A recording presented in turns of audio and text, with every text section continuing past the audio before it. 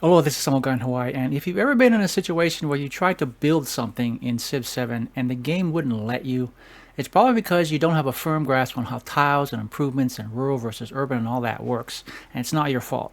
The game doesn't explain things very well. Many of the rules and definitions and terminology are confusing, and there are exceptions to almost every rule. But this is foundational to playing and enjoying and excelling at the game. It's also impossible to plan ahead without this knowledge, and Civ 7 requires us to plan ahead, which is why we're going to go over the basics of tiles in Civ 7 to include unimproved and improved tiles, the latter of which include rural and urban districts, quarters, improvements in buildings, fortifications, and wonders. All of these constructs, which define improved tiles, have requirements regarding what kinds of tiles they can go on, as well as the things that need to be placed adjacent to. Okay, and this table summarizes all that. We'll refer to it a lot. So, within the borders of a settlement are unimproved and improved tiles.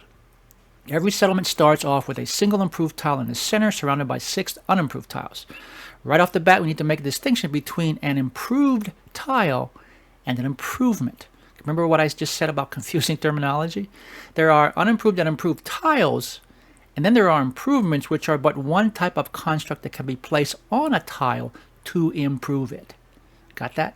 Okay. Unimproved tiles provide no direct benefits to a settlement other than being part of its territory, but can provide adjacency bonuses. Adjacency bonuses are extremely important, but that's for another video.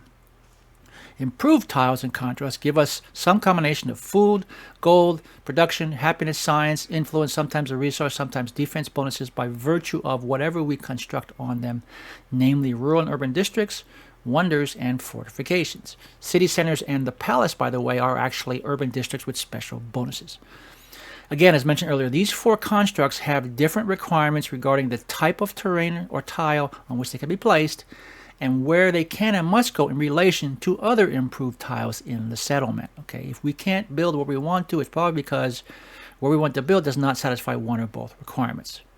So let's start with urban versus rural. Okay, rural districts have tile improvements, urban districts have buildings. A standard rural district has one citizen directly working the tile and harvesting its yields. Urban districts do not have citizens working the tile. They can, however, have citizens assigned to them as specialists providing increased yields. Every point of population in a settlement is either assigned to a rural district or slotted as one or more specialists in an urban one. Okay.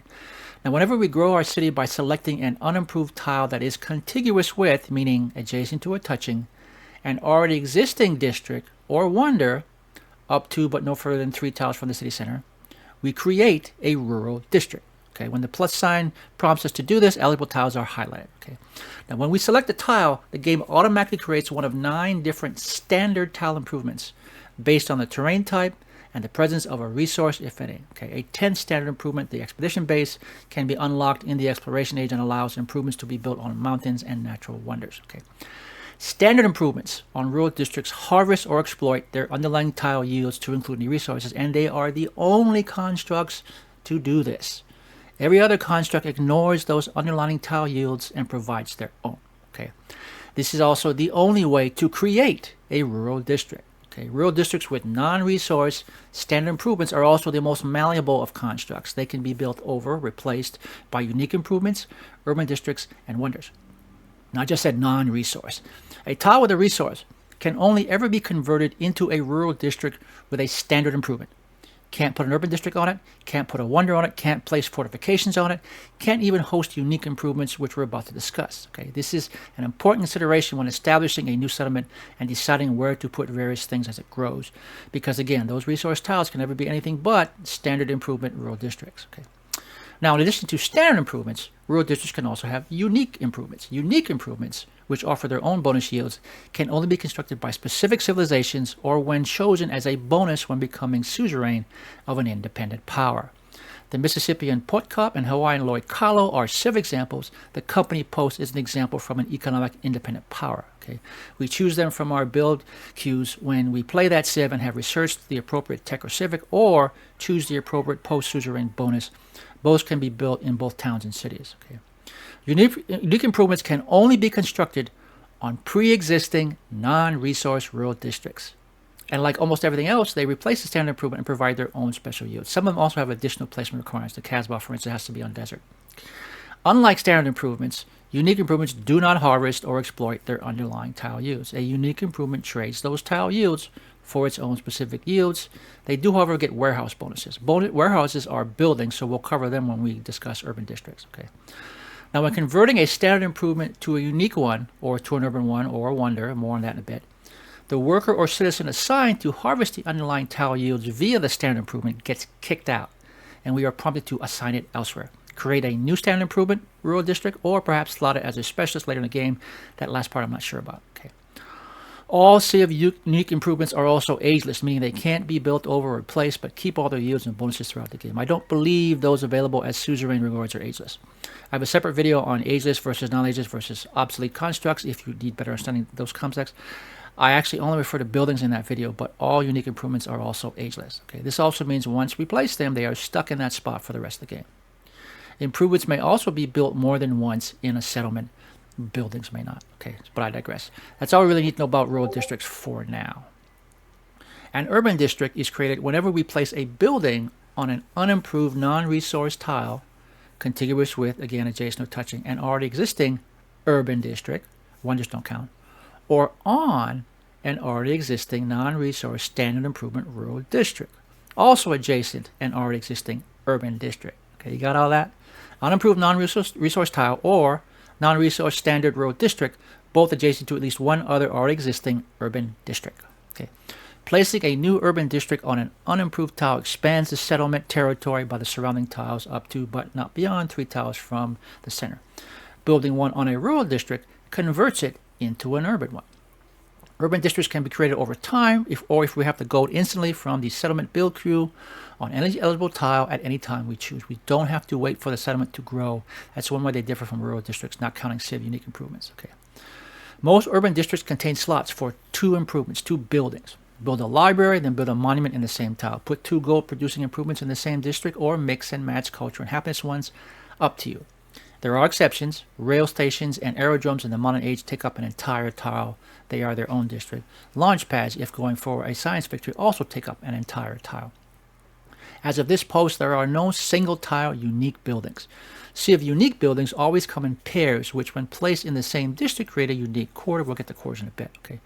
Urban districts do not exploit their underlying yields. They produce their own. If we convert a rural district into an urban one, it's a trade-off, and the worker gets kicked out and must be reassigned. Okay. Most buildings also have per-turn maintenance costs in gold, happiness, or both. They are the only constructs that have them. Improvements, wonders, and fortifications have no maintenance costs. Now, an urban district with 2 buildings is called a quarter. This is important because there are some leadership and civic perks, some policies, some wonders, and other improvements that grant bonuses based on whether something is a specific kind of district or a quarter. Okay. Specialized buildings that occupy an entire urban tile and can't share with anything else, rail stations, aerodromes, etc., are still considered quarters. However, if one or both buildings in the district are obsolete, that urban district is not considered a quarter. As mentioned earlier, there are also CIV special unique quarters that are created when we build both of a CIV's unique buildings in one district. Unique quarters provide additional benefits on top of what their individual buildings provide. The Norman, Mott, and Bailey are one example. Okay. There's also a special building type I mentioned earlier called a warehouse building. Warehouses are buildings, which mean they go on urban districts. They produce their yield of food or production and boost the same yield type of all of a specific type of rural district in the settlement. Okay, a granary will boost the food production of every farm, plantation, and pasture in the settlement by +1. Those are all standard improvements. Saw pits do the same for production for woodcutters and camps. You get the idea. Warehouses are also the only buildings without maintenance costs. And like unique improvements, all warehouse buildings are ageless. So we have unimproved tiles, improved ones that include rural and urban districts, and now wonders. Okay, wonders, as with previous CIV games, are megastructures that occupy an entire tile, require a lot of production to make, can only be produced once in a game, and provide special bonuses. Wonders can be built on any unimproved tile or rural district that is adjacent to another district or wonder. Yes, we can build a wonder on a non-resource rural district, just like making an urban one. And yes, the yields originally harvested by the rural district go away. Many wonders, however, have additional restrictions on where they may be placed, tile type, next to a specific improvement type, etc. Okay, wonders can only be built over time, not purchased with gold. If another CIV completes the wonder before we do, the tile reverts to its former state and some of the production cost is refunded. And finally, like districts, placing a wonder on an unimproved tile also expands the settlement territory Follow the surrounding tiles up to but not beyond 3 tiles from the center. Okay, that's rural and urban districts and wonders. The last thing we need to cover are fortifications. Fortifications are all over the place. There are standard fortifications, buildings that also act as fortifications, unique buildings and improvements that also function as fortification, and even wonders that act as fortifications. Okay. The common trait of all fortifications is that they provide defensive bonuses to units stationed within them, and an attacker must not only capture the city center, but all other fortifications within a settlement in order to take the entire settlement. Fortifications have hit points. Okay. Standard fortifications, which are ancient walls, medieval walls, and defensive fortifications, can only be placed on pre-existing districts. They do not affect the underlying district yields. They do not count against the urban district 2 building limit. They must be built starting with and outward from the city center, and subsequent fortifications must be adjacent a previously built one. Okay. Wonders which function as or have fortification properties can go anywhere a runner can go, subject to their own placement restrictions. Their descriptions will say acts as a fortified district that must be conquered. Okay. Then there are both unique buildings and unique improvements that act as fortifications. The Norman, Mott, and Bailey already mentioned unique buildings, and their Donjon unique quarter are also fortifications, and they don't need to be constructed adjacent to another fortification, just another urban district. By contrast, the Han and Min Great Wall segments can only go on a pre-existing non-resource rural district. Their main restriction is a need to be placed in a line and not branch or fork. Aerodromes are standard military buildings that, in addition to spawning and housing aircraft, also function as fortifications. And that's probably everything you need to know about the basics. But one final example, I mentioned trying to do something in the game, but the game not letting us. Okay, in the exploration age, the economic legacy track requires us to settle distant lands and harvest treasure resources to send back to the homeland. Doing so requires us to connect those distant land settlements with our empire's trade network, and doing that over water requires us to build either a fishing quay or later a port in that settlement. Now, without one of those two, any non-treasure resources will show red warnings to this effect on the resource tab, and the settlement will not build treasure fleets. Okay. If we do not place our distant land city center right on the coast, it may appear impossible to build a fishing quay for that settlement even when we have unimproved coastal tiles. Or at least that's how it appeared to me until I remembered that a fishing quay is a building, a warehouse building, but still a building, meaning it must go in a new or existing urban district, and if new, that urban district must be placed adjacent to at least one other urban district. If we grow a settlement when prompted by picking highlighted unimproved tiles, we are only creating rural districts, not urban ones. We need to stick a building right here or here or here if we want to put a fishing quay here. This is a good example of why both tile and adjacency requirements matter. That's the whole point of the video. If we want to build something, we need to understand what it can go on top of and what it needs to go next to. Okay, and now we're done. There's a whole another video where I talk about ageless versus non-ageless and obsolete buildings. I plan on doing another on adjacency bonuses. For now, though, if you like this kind of content and would like to see more, like, comment, or subscribe. I will be taking a break from Civ stuff to do the Borderlands hunt, but I should be back to this in a few weeks. Stay safe, and thanks for watching.